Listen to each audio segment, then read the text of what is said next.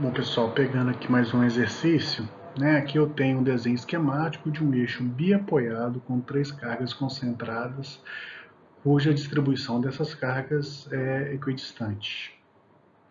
Primeira coisa que eu faço é o diagrama de esforço para determinar a reação nos apoios. Então eu tenho reação RA e RB vertical para cima para equilibrar o conjunto que tem 3 forças verticais para baixo. Se eu fizer a somatória das forças verticais, eu vou ver que eu não consigo resolver o problema, já que reação em A mais reação em B dá 3,5 kN e eu precisaria de uma segunda equação para resolvê-la. Apesar que eu já sei que vai dar o mesmo valor pelo tipo da montagem, mas demonstrando matematicamente isso, vou fazer o somatório dos momentos em relação ao ponto B.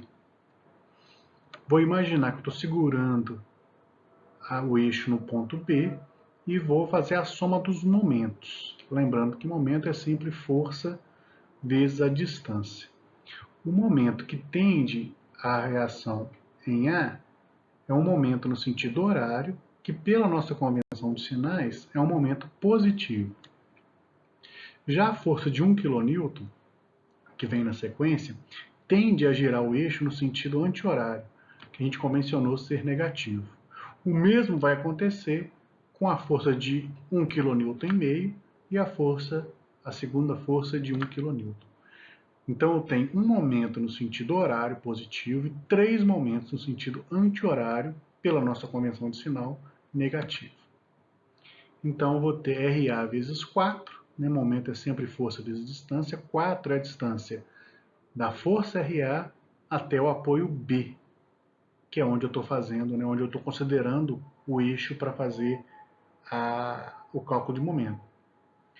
A força 1 vai ter 3 metros até chegar na reação em B, e a força de 1,5, 2 metros, né, e a força de 1 kN, 1 metro.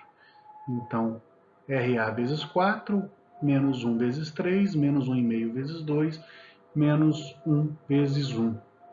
Isso vai me dar reação A 1,75, consequentemente a reação B também 1,75, conforme esperado. Equação das forças cortantes. Aí eu vou ter, né, o diagrama de corpo livre. Agora eu vou determinar qual que vai ser a minha origem. Vou determinar a minha origem nesse exercício à esquerda da montagem, onde eu vou falar que é o meu x0, né? O eixo x é o ponto de origem. Entre duas forças, eu coloco uma seção. Então, eu vou falar a seção 1 entre a força de reação RA e a força de 1 kN. A seção 1 ela é uma abstração matemática que começa na origem zero e vai até 1 metro. Eu vou me perguntar, então, quais forças cortantes que eu tenho à esquerda dessa seção. A única força cortante que eu tenho é a reação A, que vale 1,75. Seção 2, vou perguntar quais forças cortantes que existem à esquerda da seção. A seção começa em 1 e termina em 2. Vai ser a força RA e a força 1. Seção 3, começa em 2 e termina em 3. Eu vou ter 3 forças cortantes à esquerda da seção, RA, 1 e 1,5. RA positiva, 1,5 e 1 negativas, porque elas são, né, verticais para baixo. Seção 4, começa em 3 e termina em 4. Entram todas as forças, exceto a força RB.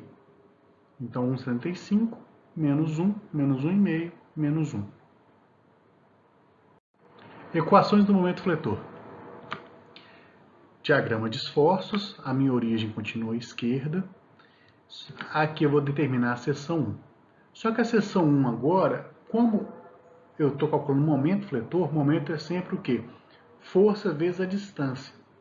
Então eu vou chamar de x a distância da origem até a seção 1.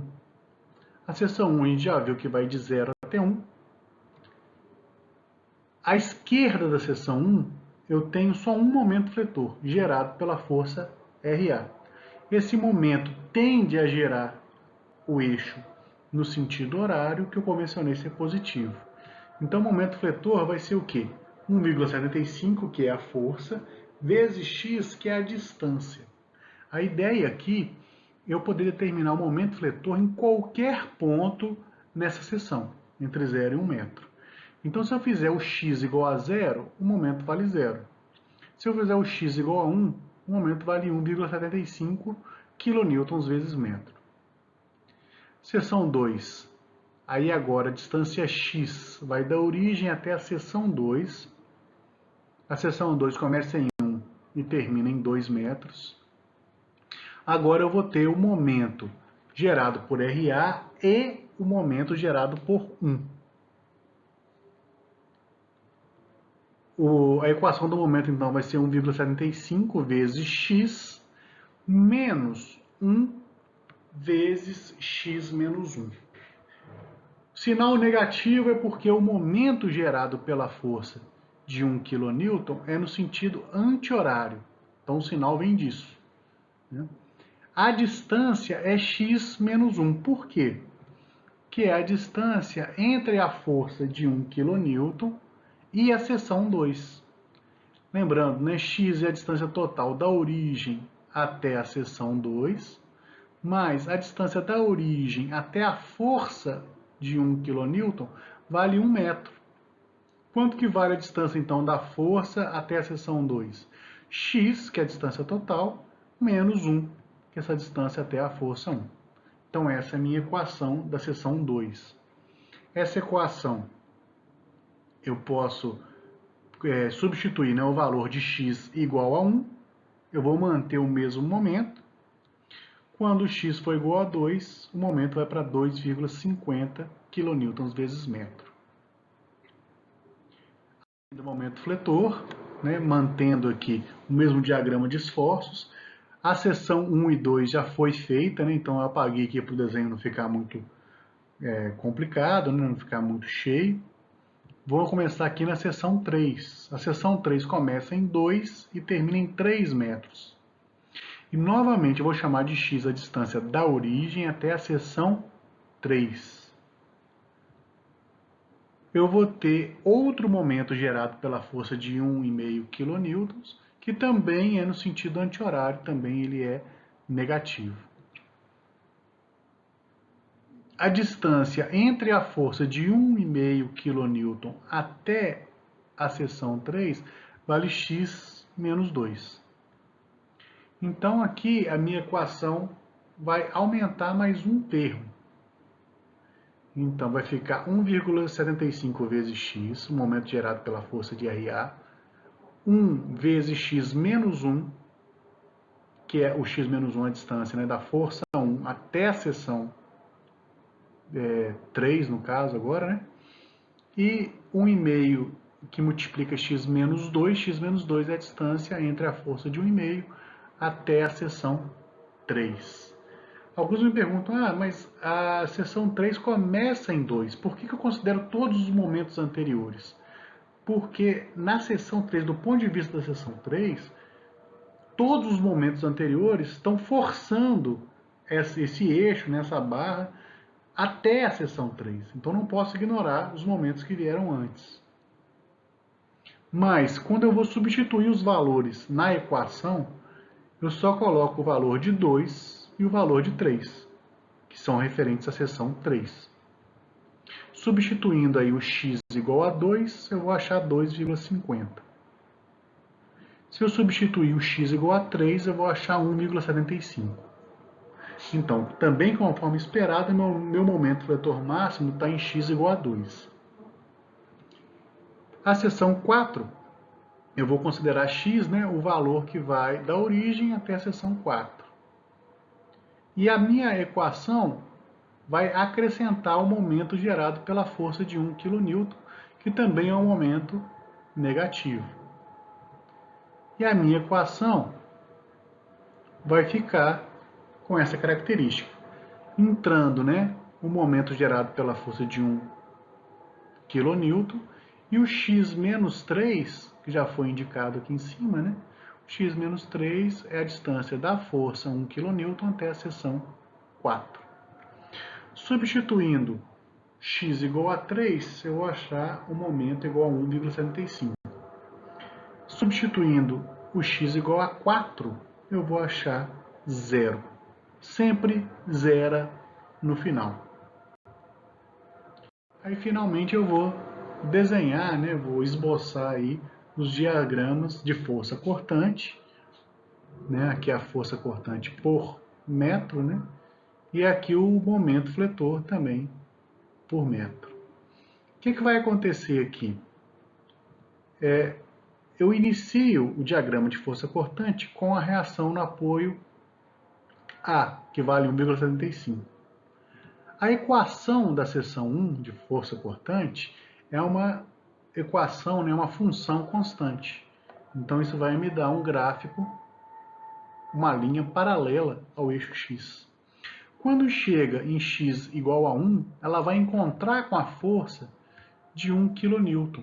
Então se eu tinha 1,75 menos 1, virou 0,75. Esse valor que eu tenho aqui, né? Então ele vai baixar até 0,75. A seção 2 vai ser constante, 0,75. Quando chega no x igual a 2, ele vai encontrar uma força de 1,5 kN. 0,75 menos 1,5, né, 1,5, eu vou para menos 0,75. A força cortante na seção 3 é menos 0,75, constante, vai até o final, quando ela encosta com a força de 1 kN, gerando um valor de menos 1,75. Né? 1 kN é negativo, né? Vertical para baixo. Vai se manter constante durante toda a seção 4. E quando chega no final, ela vai encontrar com quem? Com RB. E aí vai zerar o meu diagrama. O momento fletor é essa expressão total para cada seção, né? Sendo que essa primeira parcela aqui é da seção 1, essa de cá, seção 2, seção 3 e a seção 4, a equação inteira, né? Então, na seção 1, eu vou ter uma reta inclinada, a inclinação muda para a seção 2, seção 3 e seção 4. Então, aqui eu tenho o momento fletor máximo, e aí, como curiosidade, né, isso sempre vai acontecer, onde a força cortante passa pelo zero, eu tenho o momento fletor máximo. Ok? Então, esse aí mais um exercício para a gente. Obrigado.